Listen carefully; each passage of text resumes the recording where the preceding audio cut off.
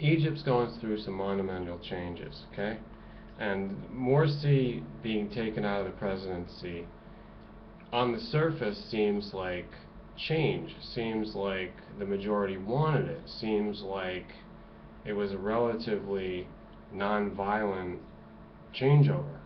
And I heard someone saying that they can't technically call it a coup d'etat because if something is a coup, then that does something for the legal relationship that they have with the United States, who's given them funding. They're not allowed to say it's a coup, so I don't know what they're going to say it is. And it seems like uh, legal loopholes and finagling. But you know, that's semantic. The real question that I have is, what is the fundamental change? What's actually going on? It's really hard to say.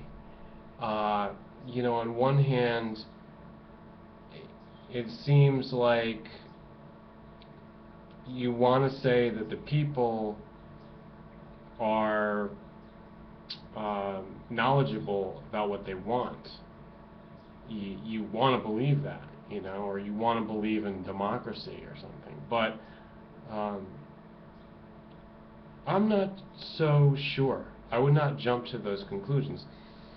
I did a passionate video about it, but you see, I can always play two sides of the debate, or the many sides of the debate, and that's what I'm going to do right now. Because we don't really know what's going on over there. I've heard different perspectives, and also heard different perspectives on what the Israelis would like. Someone was remarking that, you know, Israeli red flags and alarms were going off because in the last few months Morsi was going to put more military patrols into the Sinai Peninsula, and so supposedly the Israelis don't want that. That really alarmed them. So under that premise, the Israelis would want Morsi to go. So they would detect this through their intelligence and contact the United States administration and their intelligence, and they would say, oh, we have to get rid of him. We put in our puppet, and now we've got to take him out.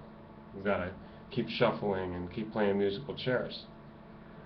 But in my previous video, a passionate vlog about revolution, I said that the majority of Egyptians wanted Morsi to do something about the Sinai Peninsula because there were kidnappings of Egyptian military in that region. And the way he handled it was negotiated with the terrorists, the jihadists who did that, if you want to call them that, possibly connected with Al-Qaeda.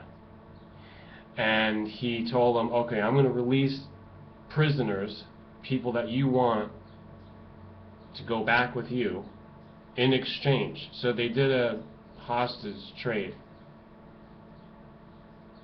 And people in Egypt were complaining about this, because you can't negotiate with terrorists. You're catering to the terrorists. You're weak. So then, in a way, if that's true, then we're forcing Morsi to go and have the Sinai patrolled more, and under the rule of law, they should like Morsi.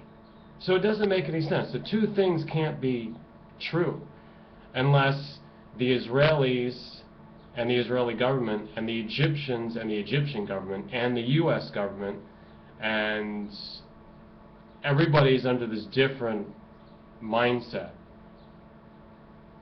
Look, if we're all not on the same page, then we're not going to get anywhere with harmony. You have to first start on the same page. Is that what happened with the Egypt-Israeli peace accords of post-1967, the Six-Day War? The 1970s, like under the guidance of President Jimmy Carter? Is that what happened? Everybody was on the same page? Because if they weren't, then, you know, what were they signing and agreeing to? Obviously, they, you know, had... Wait, I'm doing a video right now? I have to have order on the set. I'm a very tough director to work with. Can you come over here? Come here, Chunky. Come here, Chunky. Chunky. No, you're not Chunky. Don't come over here. You know you're not Chunky. I've got Chunky here. So, Chunky's here. The water is like condensing on the surface of that cold water bottle. It's basically condensation. He's asking because it's really humid here, and I put something cold from the freezer on the floor, so it's like dripping off. Look, now I'm and having water mud is collecting on the floor, so it's now I'm having mud. like a science experiment. Let's get back to the subject of we really don't know what's going on, and it's like you get this double speak happening. I'll give you another example. Obama, several days ago, or it might have been a week ago, when he was asked about Edward Snowden, you know, what are you going to do about this fugitive? He's a threat to the nation. And Obama said, quote, "I'm not going to be scrambling jets for some 29-year-old hacker." I think he's 29. He's either 27 or 29. Then, shortly thereafter, yesterday, the United States orders other countries in the European Union to down a plane, take them hostage, and to find out if Snowden is on that plane. And this plane was the official state nation jet of Bolivia's president. So it's like their own Air Force One. I mean, not that much technology or not that size or whatever, but any plane that's carrying around a president, you know, is an official vehicle. But they had the audacity to take control of it, like literally manhandle it, go in, search it, you know, like a warrantless search. Are you not watching?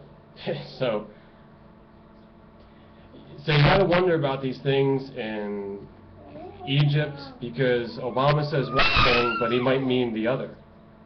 Or there might be infighting going on with within the United States. There may be factions. A little bit of jealousy going on here with it. Here's Russia, here's the United States. They don't get along, but they're very closely related. Here's what did I say? This one was Russia, and that was the United States. Or yeah, this one's Russia, because Russia is younger. Russia's younger. Oh, Russia existed for a long time, but not present-day Russia. Not present-day Russia. See, they had their revolution, they became something else. Soviet Russia. So that's why he's the younger one. Anyhow, thanks for listening. Make your comments. I hope you can tell me something about Egypt. I hope you can tell me something about, you know, U.S. politics and what we're supposed to be doing. They don't want us to know what we're supposed to be doing, because they want us to do something where they can go against us. They're that type of, it's like a schizophrenic parent. Schizophrenic parent tells you to do one thing, then it accuses you of something else and says, well, you don't follow those rules. We don't know. They don't want us to know what the rules are, you see? And there's only one conclusion you can have after figuring that one out. Share this with all your friends, favorite, thumbs up, and make sure you subscribe. Thanks for listening.